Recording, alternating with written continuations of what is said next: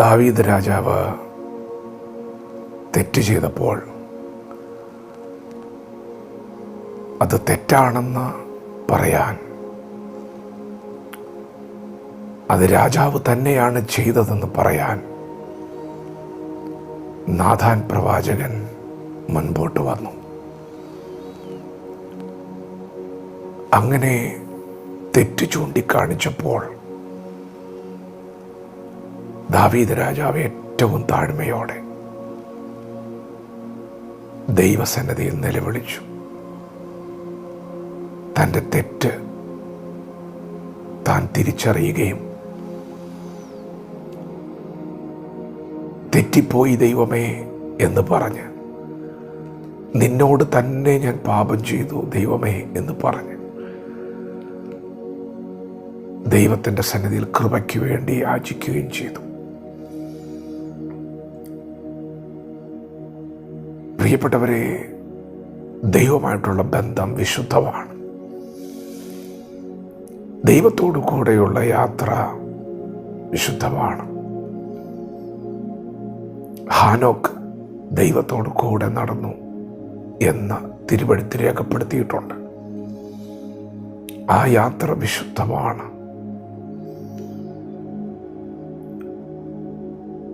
നമ്മുടെ ജീവിതത്തിൽ കുറവുകളുണ്ടെങ്കിൽ, തെറ്റുകൾ സംഭവിക്കുന്നുണ്ടെങ്കിൽ, ആ തെറ്റുകളെ ചൂണ്ടിക്കാണിക്കുന്നവൻ, അതെ, ആ തെറ്റുകളെ ചൂണ്ടിക്കാണിക്കുന്നവനാണ് യഥാർത്ഥ സ്നേഹിതൻ. അവൻ തന്നെയാണ് സ്നേഹിതൻ. തെറ്റ് ജീവിതത്തിലുണ്ടെന്നറിഞ്ഞിട്ടും ആ തെറ്റിനെ ചൂണ്ടിക്കാണിക്കാതെ, നിങ്ങളുടെ ജീവിതത്തിൽ ഒരു മാറ്റം ആവശ്യമായിരിക്കെ ദൈവം അത് ആഗ്രഹിച്ചിരിക്കുമ്പോഴും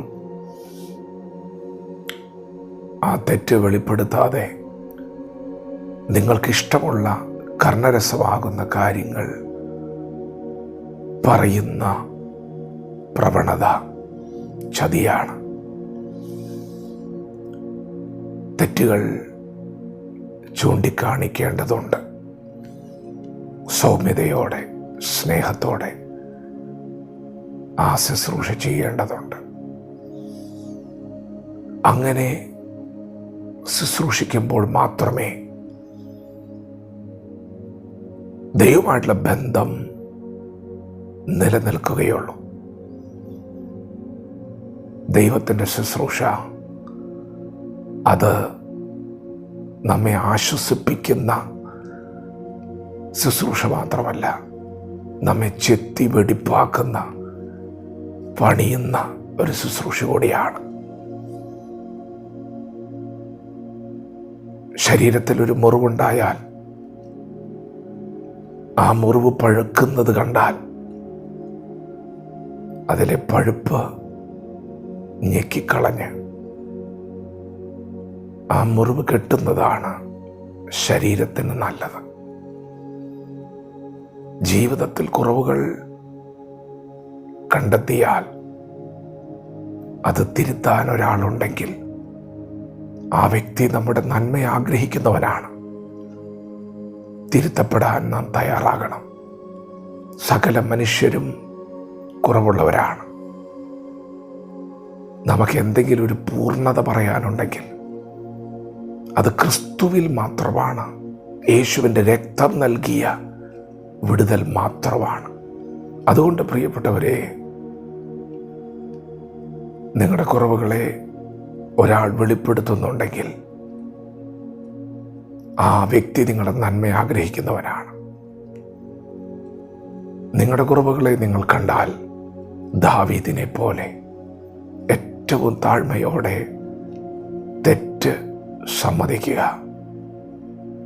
നമ്മുടെ ദൈവം ക്ഷമിക്കുന്നവനാണ്. നമ്മുടെ ദൈവം നമ്മെ സഹായിക്കുന്നവനും നമുക്ക് വീണ്ടും അവസരങ്ങൾ നൽകുന്നവനുമാണ്. നിങ്ങൾ എത്ര തകർന്നടിഞ്ഞെന്ന് ലോകം പറഞ്ഞാലും, നിങ്ങൾ എത്ര വലിയ തെറ്റ് ചെയ്തു എന്ന് നിങ്ങളുടെ മനസ്സ് പറഞ്ഞാലും, ദൈവം പറയുന്നു, നമുക്ക് തമ്മിൽ വാദിക്കാം. നിങ്ങളുടെ പാപം അത് കടും ചുവപ്പ് പോലെ ആയിരുന്നാലും ഞാനതിനെ ഹിമം പോലെ വെളുപ്പിക്കുന്ന ദൈവമാണ്. നിങ്ങളൊന്ന് പറഞ്ഞാൽ മതി, തെറ്റുപറ്റിപ്പോയി എന്ന് പറഞ്ഞാൽ മതി. ഞാൻ ധാരാളം ക്ഷമിക്കുന്ന ദൈവമാണ്. ദൈവമായിട്ടുള്ള ബന്ധമാണ് വലുത്. അതിന് കോട്ടം വരാൻ പാടില്ല. ആ ബന്ധത്തിൻ്റെ ദൃഢത വലുതാണ്. കുറവുകളെ കണ്ടുണരുക, ദൈവത്തോട് കൃപയ്ക്കായി യാചിക്കുക. ദൈവം നമ്മെ ഓരോരുത്തരും ഈ പകൽ അനുഗ്രഹിക്കുമാറാകട്ടെ. ആമേൻ.